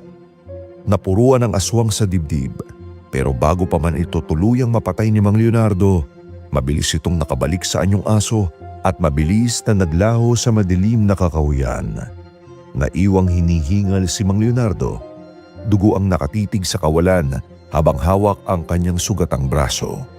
Maya-maya pa, mabilis kaming tumulong ni Mang Kulas at Pamela sa kanya. Hindi ko alam kung bakit hindi sila tumulong para mapatay ang aswang, pero ipinagkibit balikat ko na lang. Dinala namin siya sa loob para gamutin, pero nanatili siyang tahimik habang binabalutan ni Pamela ng benda ang kanyang braso. Pagkatapos niyang magpahinga sa kanyang silid, kaming tatlo ni Mang Kulas ay naiwan sa sala para pag-usapan ang nangyari. Magkahalong kaba at lito ang nararamdaman ko noong mga oras na iyon. Tay, nakita niyo ba yon? Hindi man lang siya nagdalawang isip na lumaban sa aswang. Kung espiya siya o kung aswang siya tulad ng hinala ko, bakit naman niya susubukang patayin ang sarili niyang kauri? O baka naman palabas na ang lahat ng yun para makuha ang buong tiwala natin. Mahirap na, Pamela. Nakita niyo kung paano siya kabilis kumilos? Hindi normal yun para sa isang ordinaryong tao, di ba? Dapat nga humingi na rin siya ng tulong sa atin. Pero hindi niya ginawa. Pero nakita rin naman natin ang mga sugat niya, Miguel. Malalim ang pagkakakalmot sa kanya. Kung palabas lang yon, masyadong mapanganib ang ginawa niya sa sarili niya. At saka, kung gusto niya siguro tayong itumba, kanina pa sana niya ginawa habang natutulog tayo. Siya lang ang gising sa labas. Siya ang unang humarap sa panganib. Yun na nga ang point ko eh. Bakit siya lang ang gising? Bakit parang alam niyang may darating? Mang Kulas, baka hindahanda lang niya tayo para sa mas malaking atake. Miguel, anak, naintindihan ko ang takot mo. Pero minsan baka masyado na tayong nagdududa sa tao dahil sa sitwasyon natin. Tao rin si Leonardo. At siguro dala ng kanyang trabaho, obligasyon niyang protektahan ang mga taong pinaglilingkuran niya. Tama si Itay. Sa tingin ko, pinatunayan na niyang sarili niya ngayong gabi Kung wala siya ron, baka nakapasok ng aswang na yun sa loob ng mansyon. Paano kung palabas lang talaga yun? Nakatakas pa rin ang aswang at hindi niya pa rin napatay. Mas mabuti pang maniwala muna tayo sa nakita ng ating mga mata. Nilabanan niya ang kalaban natin. Ibig sabihin, kakampi natin siya sa ngayon. Hayaan muna natin siyang magpahinga. Bukas, mas malinaw ng lahat. Pero sa ngayon, dapat tayong magpasalamat na buhay pa tayo. Napabuntong hininga na lang ako habang tinitingnan ang pinto ng silid ni Mang Leonardo. Ilang araw na ang lumipas mula nang mangyari iyon at nakapagtatakang bumalik sa dati ang lahat. Nakaupo si Pamela sa tapat ng bintana, pabalik-balik ang tingin sa labas habang nilalaro ang kanyang mga daliri. Ramdam kong hindi siya mapakali lalo na't sobrang tahimik. Hindi ako mapakali, Sir Miguel. Masyadong tahimik. Yung ganitong klaseng katahimikan, may mali rito. Baka naman dahil lang sa napuruan ni Mang Leonardo yung isa, kaya medyo nadala sila. Hindi mo kilalang mga aswang. Kapag nasaktan ng isa sa kanila, lalo silang nangangalit. Itong pananahimik nila, sigurado ako, may pinaghahandaan silang mas malaking pag-atake. Tama si Pamela. Pakiramdam ko ay tinitignan lang nila tayo mula sa dilim. Nag-aabang ng tamang tsansa na wala tayong kalaban-laban. Kung ganon, anong gagawin natin? Hindi tayo pwede maghintay na lang dito na parang mga manok nakakatayin. Naisip ko lang, baka kailangan na nating umalis dito. Hanggat alam nila kung nasan tong mansyon, ay hindi tayo titigilan. Alis na naman? Pagod na akong tumakbo, Pamela. Pagod na akong magpalit ang pangalan at magtago sa mga lugar na hindi naman ako pamilyar. Miguel, anak. Kung dito lang din sa Pilipinas, mahanap at mahanap ka lang din nila. Paano kung sa ibang bansa na tayo pumunta? Doon sa malayo? Kung saan hindi na nila maaabot ang amoy mo? Sa tingin ko, doon ay siguradong hindi ka na nila mahahabol pa. May punto si Manang. Hindi na nila kayo kayang sundan at tuntunin doon. Baka doon ay magkaroon ka na ng totoong katahimikan. Ibang bansa? Ibig sabihin, iiwan ko na lahat dito? Mas mahalaga ang buhay kaysa sa magagamit, Miguel. Ang pag-aswang na humahabol sa iyo ay hindi basta-basta susuko hanggat hindi nila nakukuha ang hustisyang hinahanap nila. Siguro nga panahon na para tuluyan ng maputol ang ugnayan ko sa lugar na to. Kung ang pag-alis ang tanging paraan para mabuhay ng normal, gagawin ko. Yun na nga siguro ang mas makabubuti para sa akin. Takot ako, Sir Jag. Takot ako sa maraming bagay. Natatakot ako para sa buhay ko, lalo na kung anumang oras pwede itong kunin sa akin. Nang dahil sa sinabi ni Manang Lucinda, yun na lang din ang nakikita kong paraan para makatakas ako sa mga aswang. Kaya naman lahat ng kailangan kong ayusin ay inayos ko na, pati mga mahalagang dokumento. Nasa sala ako noong mga oras na yon. Malapit ng maggabi, katulong ko si Pamela na naghahanap ng mga papeles na kakailanganin ko papunta sa ibang bansa nang may mag-doorbell. Nagpaalam si Mang Leonardo doon na magpapahinga muna saglit, kaya wala siya sa labas noon para magbantay. Nang sumilip ako sa bintana, nakita ko ang isang pamilyar na lalaki. Yung nakausap ni Pamela na naghahanap daw ng trabaho. Sumilip din sa Pamela at nagulat ako sa sinabi niya. Hindi pa siya yung lalaking kausap mo nung nakaraan? Papasukin natin dito sa loob, Sir Miguel. Yung nakaraan ko pa talaga siya napapansing pabalik-balik dito sa atin. Sigurado ka ba? Baka espiya pala ang isang yan. Patuloyin natin na magkaalaman na. Imbitahan natin ang daga sa kuta ng mga pusa. Sigurado ka, ha? Ako nang magbubukas para sa kanya.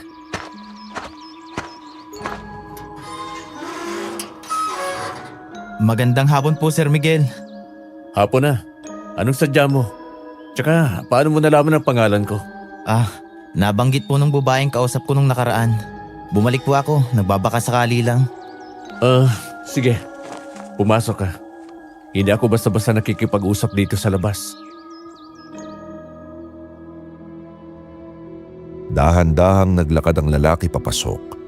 Pero habang papalapit siya sa pintuan ng mansyon, may biglang nagbago sa paligid. Ang hanging sariwa biglang naging mabigat at may kasamang malansang amoy. Amoy ng nabubulok na karne na pilit itinatago sa samyo ng kung anong pabango. Nakita ko ang bahagyang paggalaw ng ilong ni Pamela at ang pagtigas ng panga ni Mang Kulas na makakasalubong namin. Pumasok ang lalaki sa sala.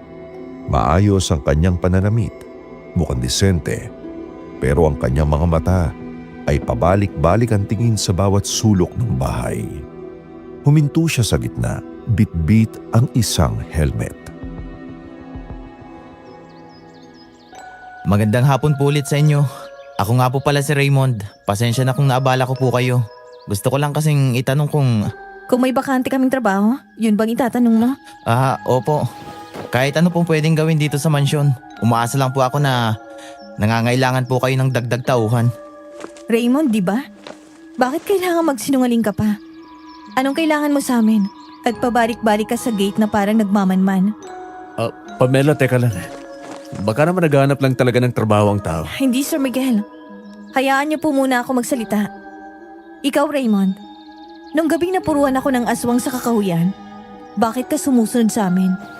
Bakit lulan ka ng motorsiklo at nakabuntot ka sa sasakyan namin? Ha? Anong sinasabi nyo? Baka nagkakamali kayo ng nakita. Maraming nakamotorsiklo sa daan. Napadaan lang siguro ako noon dahil galing ako sa racket ko sa kabilang bayan. Huwag mo kaming gawing tanga. Hindi aksidente na nandito ka ngayon. At hindi rin aksidente na palagi kang nakikita sa paligid ng pader ng mansyong ito. Sino nag-utos sa'yo? Wala pong nag-utos sa akin. Gusto ko lang talaga magtrabaho. Nakita ko kasing malaki itong mansyon kaya inakala kong kailangan nyo pa ng mga gwardya o driver. May nakuha na rin po pala kayo matapos mamatay ng gwardya nyo nung nakaraan. Raymond, hindi nagsisinungaling ang amoy. Kahit gaano mo pa itago, sumasabog ang katotohanan ng pagtapak mo pa lang sa loob ng bahay na ito. Tsaka, papaano ang dami mong alam sa nangyayari dito?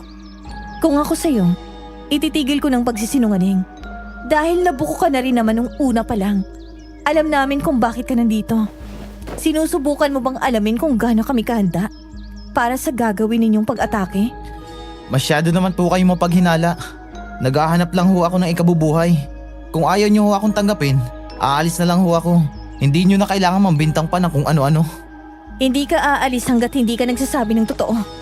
Bakit may bahid pa ng dugo ang dulo ng sapatos mo? Dugo? Baka putik lang yan o kaya naman dugo ng hayop. Galing ako sa palengke kanina. Baka dun ko nakuha yan sa tinitindahan ng karne. Ang kade sa palengke, hindi ka dyan ang amoy irog. Teka Pamela, magkulas. Anong nangyayari? Raymond, kung totoo ang sinasabi mo, bakit ka nanginginig? Hindi ho ako nanginginig. Naguguluhan lang ho ako sa inyo. Akala ko ba mababait ang mga tao rito? Aalis na lang ho ako. Ayoko ng gulo. Huli na para lumabas ka na hindi namin nalalaman ang pakay mo, Raymond. O kung ano man ang tunay mong pangalan.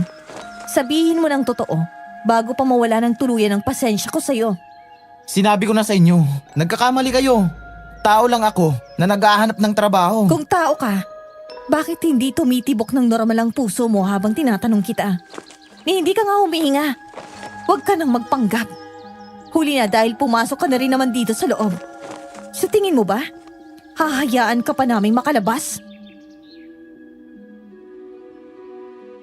Hindi na hinintay pa ni Pamela na makapagsalita si Raymond. Tinaas niya ang suot nitong manggas. Doon, bumungad sa amin ang isang itim na marka sa kanyang balat. Isang simbolo ng sungay. Isang marka na minsan nang nabanggit sa amin noon ni Mang Kulas. Ito bang sinasabi mo naghahanap ng trabaho, Raymond? Hindi mo na kailangang magsalita. Ang markang ito nagpapatunay kung sino at ano ka talaga. Aswang ka. Kabilang ka sa aswang na pumatay sa nanay ko. Bitawan mo ako. Wala kang pakialam kung ano mang meron sa balat ko. Simbolo niyo ito, hindi ba? Umamin ka na! Oo, aswang ako. Akala nyo ba ganun lang kadaling takasan ang ginawa nyo? Nagkakamali kayo. Kahit saan kayo magpunta, kahit mag-ibang bansa pa kayo, bit-bit nyo ang amoy ng kauri namin na pinatay nyo. Pinatay mo, Miguel! Akala mo ba matatakot mo kami? Pumasok ka sa mansyong ito ng mag-isa. Tingin mo ba makakalabas ka pa ng buhay? Hindi ako nag-iisa. Ang pagpunta ko rito ay para kong pirmahin lang na nandito nga ang mga lapastangan na hinahanap namin. Ngayong alam ko na hindi pa rin kayo umaalis. Kahit patayin niyo ako, alam na nila kung saan kayo hahanapin dahil sa maiiwang amoy ko sa inyo. Huwag kang masyadong mayabang, binata. Ang mansyong ito ay hindi basta bahay lang. Hindi nyo alam kung anong klaseng proteksyon ang nakapalibot dito. Sabihin mo sa akin, Raymond. Nasaan ang mga kasama mo? Ilan kayo nakabantay sa labas? At bakit ko sasabihin sa'yo? Masyado kang bilib sa sarili mo dahil alam mo kung paano kami matuntun. Pero hindi mo alam kung gaano karami ang darating kapag lumalim na ang gabi. Mangkulas, anong gagawin natin? Hindi natin pwedeng hayaang makaalis ito rito. Huwag kang mag-alala, Miguel. Pagpasok niya sa pintuan natin, kusa na niyang isinuko ang kalayaan niya. Pamela, itali mo na yan. Opo, Itay. Raymond, huwag ka nang pumalag kung ayaw mong masunog ang balat mo sa hawak kong pilak. Biglang nag-iba ang anyo ni Raymond bago pa man siya maitali ni Pamela. Ang kanyang mga mata ay naging kasimpula ng sariwang dugo at ang kanyang mga kuko ay nagsimulang humaba. Sinubukan niyang lundagin si Pamela pero bago pa man siya makalapit, mabilis na bumukas ang pinto at pumasok si Leonardo. Akala ko ay pipigilan niya si Raymond pero laking gulat ko nang tumayo siya sa tabi nito. Walang bakas ng kahit anong sugat o pagod na natamo niya noong nakaraan lang, kundi isang nanunuot na galit ang rumehistro sa kanyang mukha. Bitawan mo ako! Pamela! Miguel! Akala mo ba makakaligtas ka? Pinatay mo si Patricia! Ang kaisa-isa kong mahal! Pinaslang mo na parang hayop! Bitawan mo ang manugang ko, Pamela. Baka makalimutan kong babae ka at saktan kita ng hindi sa oras. Manugang? Anong ibig mong sabihin, Mang Leonardo? Si Patricia ay anak ko. At ang lalaking ito ang kanyang kasintahan. Narito kami para sa iisang layunin. Ang singilin si Miguel sa dugong kinuha niya sa amin. Anong akala nyo? Kakampi nyo ako? Mga bobo! Ang dali-dali niyong utuin. Sa isang simpleng palabas, naniwala kayong mabuti ako. Ano? Mang Leonardo, akala ko ba pinoprotektahan mo kami? Noong nakaraang gabi, yung pakikipaglaban mo sa aswang. Palabas lang ang lahat ng yun, Miguel. Kailangan naming makuha ang buong tiwala nyo para makapasok kami ng tuluyan sa loob ng mansyong to. At ngayon, wala na kayong kawala. Alam nyo ba kung bakit ako pabalik-balik dito? Bukod sa paghihiganti para kay Patricia, kailangan kong mawala ka sa landas ko, Miguel. Sa mundo ng negosyo, ikaw na lang ang nakaharang sa pag-angat ng kumpanya ko. Ha? Ikaw? Ikaw ang may-ari ng Apex Holdings? Kaya mo bang ginagawa to? Para sa pera at para kay Patricia? Dahil sa ginawa mo sa kanya, hindi lang negosyo ang kukunin ko. Buburahin ko ang buong angkan mo. Gusto kong maranasan mo ang sakit na nararamdaman ko nung mawala siya. Tama na ang daldal, Raymond. Tapusin na natin ito para mabigyan na ng kapayapaan ang kaluluwa ng anak ko. Traitor ka, Mang Leonardo! Pinatuloy ka namin, pinakain at pinagkatiwalaan! Hindi ko kailangan ng tiwala nyo. Ang kailangan ko lang ay ang ulo ng bilyonaryong ito para maialay sa puntod ng anak ko. Miguel, tignan mo ng mabuti ang paligid mo. Ito na ang huling hapon na makikita mo ang paglubog ng araw. Wala nang matiter sa mansyong ito, kundi ang abo ng bangkay mo. Huwag kayong pakakasiguro. Kung pumasok kayo rito para pumatay, di kami papayag na basta-basta nyo na lang kaming maitumba. Subukan nyo. Tignan natin kung gaano kayo katapang kung dalawa kaming kinakalaban nyo. Hindi ko sinasadyang patayin si Patricia. Ginawa ko lang yun para proteksyonan ng sarili ko. Wala akong pakialam sa dahilan mo. Pinatay mo ang pinakamamahal ko. Kaya kahit ano pa ang sabihin mo, magbibingi-bingian lamang ako. Papatayin kita, Miguel! Tama na! Oras na para magbayad ka, Miguel! Hindi ko na alam kung anong gagawin ko noong mga oras na yon. Kung magtatago ba ako o haharap sa mga aswang, halos hindi ko masundan ang bilis ng mga galaw ni na Raymond at Leonardo.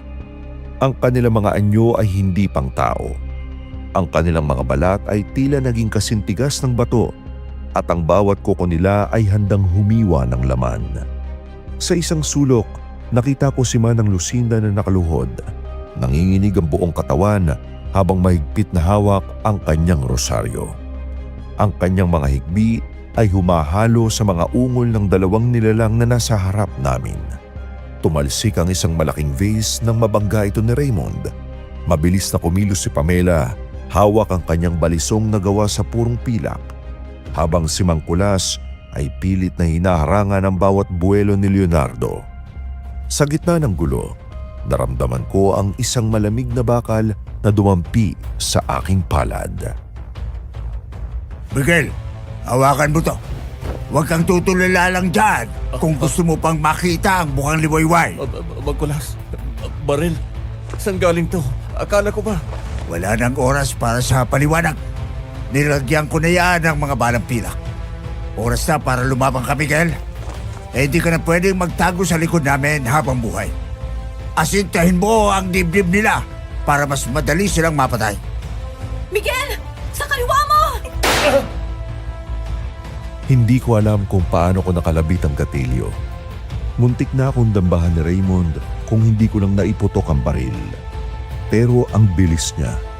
Bago pa man tumama ang bala, nakailag na siya at mabilis na gumapang sa kisame na parang isang dambuhalang gagamba. Ang kanyang tawa ay nakapangingilabot. Puno ng pangungutya habang nakatitig sa akin mula sa itaas. Akala mo ba? Sapat na ang laruan yan para pigilan at patayin ako, Miguel? Kukunin ko ang puso mo at iaalay ko sa punto ni Patricia! Raymond! Akong harapin mo! Huwag ang taong walang kalaban-laban! Mamaya ka na, pipitsuging manunugis. Tatapusin ko muna ang bilyonaryong to bago kita isunod! Ang dami mong daldal! Siguro parehas kayo ni Patricia na kahit aswang siya, nagawa siyang mapatay ni Sir Miguel sa ordinaryong bala lang. Mga mahihina! Anong sinabi mo? Hindi ako mahina! Hindi mahina ang mahal ko! Pwes, yun ang nakikita ko! Kasabay nito, si Leonardo ay tila isang pader na hindi matibag. Kahit anong saksak ni Mang Kulas, tila hindi siya natitinag. Ngunit sa isang pagkakataon, nang sumugod si Leonardo para sakalin si Mang Kulas, mabilis na lumundag si Pamela mula sa likuran at itinusok ang kanyang pilak na balisong sa batok ng matandang aswang. Isang nakakangilong hiyaw ang pinakawalan ni Leonardo. Bumagsak siya sa sahig, nangingisay habang umuusok ang bahaging natamaan ng pilak. Napabagsak namin siya, pero alam kong pansamantala lang yon. Samantala, si Manang Lucinda ay lalong nag-ibayo sa kanyang pagdarasal. Panginoon, iligtas niyo po kami. Huwag niyo pong hayaang magtagumpay ang kadiliman sa pamamahay na ito. Maawa po kayo kay Miguel. Walang Diyos na makakarinig sa iyo, matanda! Raymond, itigil mo na to! Kung gusto mo ako na lang! Huwag mo nang idamay ang mga tao wala namang kinalaman sa gulo natin! Walang kinalaman? Lahat ng naririto ay may kinalaman dahil pinoprotekta nila ang isang mamamatay taong tulad mo! Miguel, huwag kang makinig sa kanya. Ginugulo lang niya ang isip mo para mawala ang focus mo. Itutok mo ang baril. At hindi tao ang pinatay mo kundi aswang. Walang mga awa! Mga demonyo! Itinaas ko muli ang baril, pero nanginginig ang mga kamay ko. Nakita ko kung paano bumulusok pababa si Raymond mula sa kisame, diretso kay Pamela. Nagpambuno sila sa sahig. Ang mga kuko ni Raymond ay bumaon sa balikat ni Pamela, dahilan para mapatili ito sa sakit. Bitawan mo ako, walang iya! Pamela! Ako ba ang tinatawag mong mahina? Ha? Mang Kulas, ang anak mo! Hayop ka! Nagpaulan ako ng bala sa direksyon ni Raymond, pero tila may sariling isip ang kanyang katawan. Nakailag siya sa bawat putok habang bitbit pa rin si Pamela. Si Mang Kulas naman ay pilit na binubuhat si Leonardo para ilayo sa amin. Pero kahit lupaypay na ang matandang aswang, napakalakas pa rin ito. Sinipa ni Leonardo si Mang Kulas, dahilan para tumalsik ang matanda sa may dining table. Mangkulas! Tignan mo, Miguel. Isa-isa silang natutumba dahil sa'yo. Masarap ba sa pakiramdam na magkita nagdurusa ang mga taong nagmamalasakit sa'yo? Miguel, huwag kang susuko. Patamain mo yung bala. Huminga ako ng malalim. Sa gilid ng aking mga mata, nakita ko si Manang Lucinda na umiiyak pa rin. Pero may hawak na siyang bote ng benditadong langis. Sa isang iglap, ibinato niya ito kay Raymond.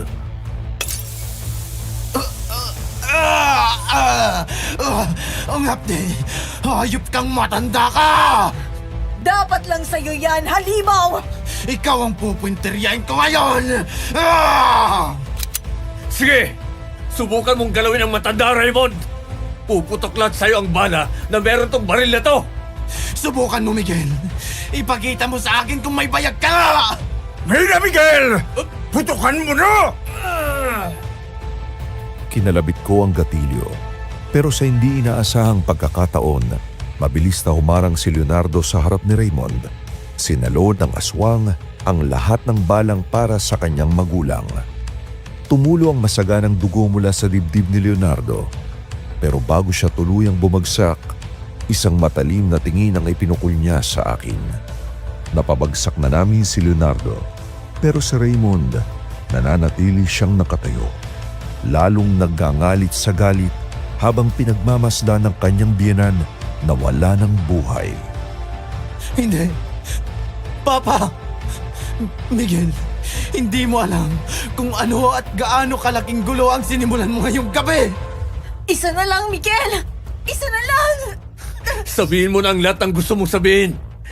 Baka ito na ang huling gabing makakapagsalita ka pa, Raymond! Ang yabang talaga.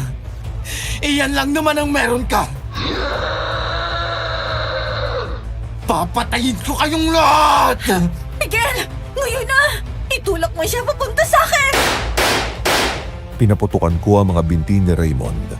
Kahit mabilis siya, hindi niya naiwasan ang lahat ng balang pilak na pinaputok ko sa kanyang hita para hindi na siya makagalaw pa. Napaungol siya sa sakit at bahagyang napaatras sa direksyon ni Pamela. Doon, nakita ko ang mabilis na pagbunot ni Pamela ng isang bagay mula sa kanyang likuran. Isang buntot pagi. Raymond! Para sa nanay kong pinatay ng lahi niya!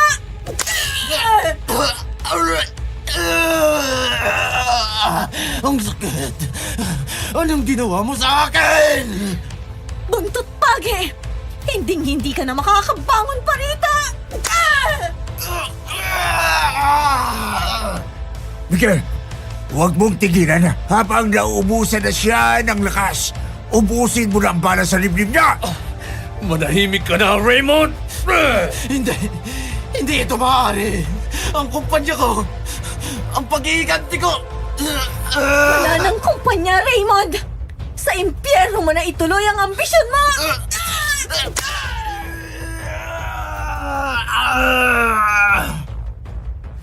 Sinalubong ni Pamela ang leeg ni Raymond ang buntot pagi. Iginapos niya ito ng mahigpit habang umuusok ang balat ng aswang. Nagpupumiglas si Raymond. Pilit na inaabot ang mukha ni Pamela. Pero bago pa man siya makapanakit, itinutuko ang baril ng diretso sa kanyang puso. Walang pag-aalinlangan. Kinalabit ko ang gatilyo hanggang sa marinig ko ang huling paghahabol ng kanyang hininga. Tumigil ang paggalaw niya.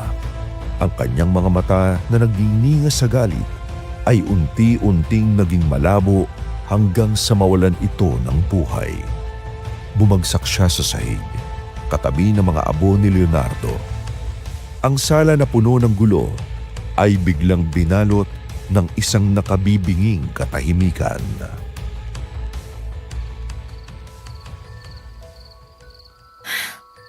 Salamat sa Diyos. Tapos na. Tapos na rin sa wakas.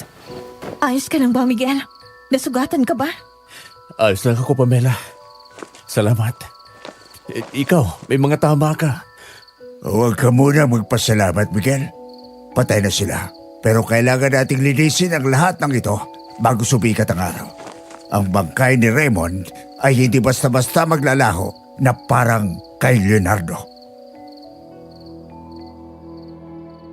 Isang linggo ang mabilis na lumipas mula ng gabing yon. Wala na ang amoy lansa at kamatayan. Napalitan na ito ng bango ng mga bagong sibol na bulaklak sa hardin. Maaliwalas ang sikat ng araw. Tila binabasbasan ang huling umaga namin sa mansyon. Nakahanda na ang gamit namin ni Manang Lucinda sa likod ng sasakyan. Hinarap ko si Pamela at Mang Kulas na nakatayo sa may beranda. Hindi ko alam kung paano ko kayo pasasalamatan ng sapat. Kung hindi dahil sa inyong dalawa, baka pupatay na rin ako ngayon. Trabaho namin ang protekta ng mga tulad mo, Miguel. Pero higit pa ron, naging pamilya na rin ang turing namin sa inyo ni Manang. Tama ka na ko. Ang mahalaga ay ligtas na kayo at wala na ang banta ni Raymond. Patay na sila. Wala nang gugulo sa inyo. Dahil dyan, may gusto sana akong ibigay sa inyo. Mang Kulas, Pamela, ayaw ko pong ibenta ang mansyong to. Gusto ko, kaya magmamanage at maninirahan dito. Hanggat gusto nyo, inyo na itong bahay. Sigurado ka ba, Miguel? Napakalaking property nito at hindi basta-basta. Kulang pa yun sa seguridad na ibinigay nyo sa akin. Binigyan nyo ako ng pangalawang buhay. Ituring nyo na itong kabayaran at pasasalamat para hindi na kayo bumalik pa sa dati nyong tirahan. At huwag kayong mag-alala, hindi ito ang huling pagkikita natin. Bibisita ako rito, pangako. Maraming salamat sa inyo. Ipagdarasal ko pa rin kayo palagi, lalo na sa inyong misyon bilang mga manunugis. Mag-ingat kayo sa Maynila, Miguel. Ang mundo ay maliit. Pero sa susunod nating pagkikita, sana ay sa mas masayang okasyon na. Hanggang sa muli, Miguel. Huwag mong kalilimutan ang lahat ng natutunan mo rito. Pinaandar ko ang sasakyan habang kumakaway sa kanila. 8 taon ang lumipas. Ang mansyong binalot ng matinding takot noon, ngayon ay punong-puno na ng tawanan ng 2 batang nag-aabulan sa malawak na hardin. Hindi ko akalain na ang pagtakas ko noon ay maghahantong sa akin sa ganitong katahimikan. Binalikan ko si Pamela dahil hindi ko may kakaila na sa gitna ng panganib, ang kanyang tapang ang naging sandigan ko. At kalaunan ang siyang naging tibok ng puso ko. Ngayon masaya na kaming dalawa. Ngayon masaya na kaming mag-asawa. Bago ako tuluyang magpaalam, isa lang ang natutunan ko sa madugong karanasang yon. Ang takot ay hindi dapat tinatakasan habang buhay. Kailangan mo itong harapin ng may kasamang tamang tao sa tabi mo. Dahil sa dulo ng bawat madilim na gabi, laging may bukang liwayway na naghihintay. Isang bagong simula na mas matatag at puno ng pag-asa. Ako si Miguel at dito nagtatapos ang aking kwento. Maraming salamat sa pakikinig sa akin hanggang dito sa dulo ng kwento. Paalam.